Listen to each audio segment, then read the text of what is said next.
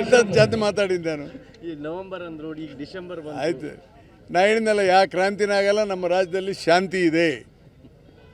ಕ್ರಾಂತಿಯನ್ನು ಹೊರಡಿಲ್ಲ ಅಂತ ಅವತ್ತೇ ಹೇಳಿದ್ದೀನಲ್ಲ, ಅದಕ್ಕೆ ಏನೂ ಸಮಸ್ಯೆ ಇಲ್ಲ. ಸಿದ್ದರಾಮಯ್ಯನವರು ಮುಂದಿನ 2.5 ವರ್ಷಗಳ ಕಾಲ ಮುಖ್ಯಮಂತ್ರಿ ಆಗಿರ್ತಾರೆ ಅಂತ ಅವತ್ತು ಹೇಳಿದ್ದೇನೆ, ಇವತ್ತು ಹೇಳ್ತೇನೆ, ಮುಂದೆನೂ ಹೇಳ್ತೇನೆ. ಅದೇನಾರ ಚೇಂಜ್ ಮಾಡಬೇಕಾದ್ರೆ ಪಾರ್ಟಿ ಹೈಕಮಾಂಡ್ ಮಾಡುತ್ತೆ, ಶಾಸಕಾಂಗ ಪಕ್ಷ ಮಾಡುತ್ತೆ. ಅದಕ್ಕೆ ಈಗ ಚಿಂತೆ ಮಾಡಬೇಡಿ. ನಮ್ಮ ಮುಂದೆ ಇರೋದು ಮುಂದಿನ ವರ್ಷದ ಬಜೆಟ್ ಕೊಡೋದು, ಒಳ್ಳೆ ಆಡಳಿತ ಕೊಡೋದು. ಸಿದ್ದರಾಮಯ್ಯನವರು ನಾವು ಮೊನ್ನೆ ಎಲ್ಲ ಕೂತು ಮಾತಾಡಿದ್ದೇವೆ. ಒಳ್ಳೆ ಆಡಳಿತ ಕೊಡಬೇಕು ಅನ್ನೋದು ಅವ್ರ ಮನಸ್ಸಿನಲ್ಲಿದೆ. ಅದಕ್ಕೆ ಇವತ್ತೇನು ಪತ್ರಿಕೆಯಲ್ಲಿ ಬರ್ತಾ ಇದೆ ಅವು ಯಾವುದೂ ಇಲ್ಲ. ಮತ್ತು ಈಗಾಗಲೇ ಭ್ರಷ್ಟಾಚಾರದ ವಿಚಾರದಲ್ಲೂ ಕ್ಲಾರಿಫೈ ಮಾಡಿದ್ದಾರೆ ಲೋಕಾಯುಕ್ತರು. ಅದು 2019ನಲ್ಲಿ ಕೊಟ್ಟಂಥ ವರದಿ ಬಗ್ಗೆ ಅಂತಲೇ ಹೇಳಿದ್ದಾರೆ.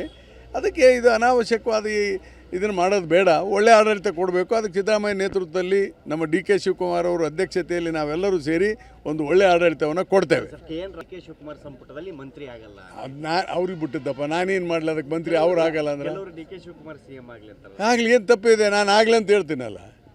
ಯಾರು ನೀನಾಗು, ನಿನ್ನೂ ಬೇಕಾದ್ರೆ ವೆಲ್ಕಮ್ ಮಾಡ್ತೇನೆ.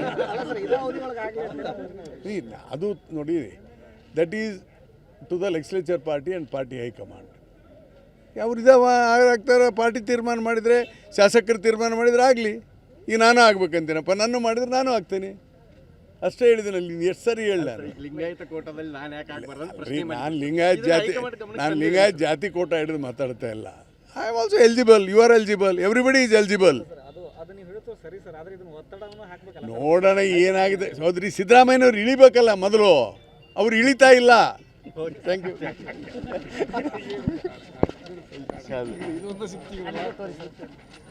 ಇಷ್ಟೊಂದು ಜಾತಿ ಮಾತಾಡಿದ್ದು ನಾನು. ಈ ನವೆಂಬರ್ ಅಂದ್ರು ಈಗ ಡಿಸೆಂಬರ್ ಬಂತು. ಆಯ್ತು, ನಾ ಹೇಳಿದ್ನಲ್ಲ, ಯಾವ ಕ್ರಾಂತಿನ ಆಗಲ್ಲ, ನಮ್ಮ ರಾಜ್ಯದಲ್ಲಿ ಶಾಂತಿ ಇದೆ. ಕ್ರಾಂತಿಯನ್ನು ಹೊರಡಿಲ್ಲ ಅಂತ ಅವತ್ತೇ ಹೇಳಿದ್ದೀನಲ್ಲ, ಅದಕ್ಕೆ ಏನೂ ಸಮಸ್ಯೆ ಇಲ್ಲ. ಸಿದ್ದರಾಮಯ್ಯನವರು ಮುಂದಿನ 2.5 ವರ್ಷಗಳ ಕಾಲ ಮುಖ್ಯಮಂತ್ರಿ ಆಗಿರ್ತಾರೆ ಅಂತ ಅವತ್ತು ಹೇಳಿದ್ದೇನೆ, ಇವತ್ತು ಹೇಳ್ತೇನೆ, ಮುಂದೆನೂ ಹೇಳ್ತೇನೆ. ಅದೇನಾರ ಚೇಂಜ್ ಮಾಡಬೇಕಾದ್ರೆ ಪಾರ್ಟಿ ಹೈಕಮಾಂಡ್ ಮಾಡುತ್ತೆ, ಶಾಸಕಾಂಗ ಪಕ್ಷ ಮಾಡುತ್ತೆ. ಅದಕ್ಕೆ ಈಗ ಚಿಂತೆ ಮಾಡಬೇಡಿ. ನಮ್ಮ ಮುಂದೆ ಇರೋದು ಮುಂದಿನ ವರ್ಷದ ಬಜೆಟ್ ಕೊಡೋದು, ಒಳ್ಳೆ ಆಡಳಿತ ಕೊಡೋದು. ಸಿದ್ದರಾಮಯ್ಯನವರು ನಾವು ಮೊನ್ನೆ ಎಲ್ಲ ಕೂತು ಮಾತಾಡಿದ್ದೇವೆ. ಒಳ್ಳೆ ಆಡಳಿತ ಕೊಡಬೇಕು ಅನ್ನೋದು ಅವ್ರ ಮನಸ್ಸಿನಲ್ಲಿದೆ.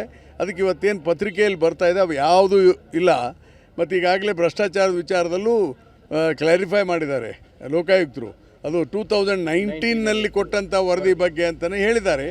ಅದಕ್ಕೆ ಇದು ಅನಾವಶ್ಯಕವಾದ ಇದನ್ನು ಮಾಡೋದು ಬೇಡ. ಒಳ್ಳೆ ಆಡಳಿತ ಕೊಡಬೇಕು. ಅದಕ್ಕೆ ಸಿದ್ದರಾಮಯ್ಯ ನೇತೃತ್ವದಲ್ಲಿ ನಮ್ಮ DK ಶಿವಕುಮಾರ್ ಅವರ ಅಧ್ಯಕ್ಷತೆಯಲ್ಲಿ ನಾವೆಲ್ಲರೂ ಸೇರಿ ಒಂದು ಒಳ್ಳೆ ಆಡಳಿತವನ್ನು ಕೊಡ್ತೇವೆ.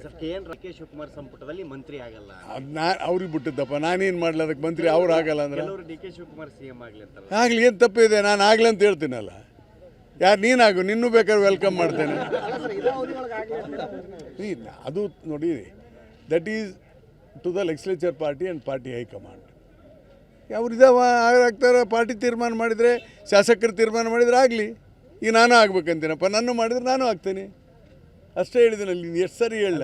ಲಿಂಗಾಯತ ಕೋಟಾದಲ್ಲಿ ನಾನು ಯಾಕೆ ಆಗಬಾರ್ದು? ನಾನು ಲಿಂಗಾಯತ್ ಜಾತಿ ಕೋಟ ಹಿಡಿದು ಮಾತಾಡ್ತಾ ಇಲ್ಲ. I am also eligible. You are eligible. Everybody is eligible. ನೋಡೋಣ ಏನಾಗಿದೆ. ಸೋದರಿ ಸಿದ್ದರಾಮಯ್ಯನವ್ರು ಇಳಿಬೇಕಲ್ಲ ಮೊದಲು. ಅವ್ರು ಇಳಿತಾ ಇಲ್ಲ. Thank you.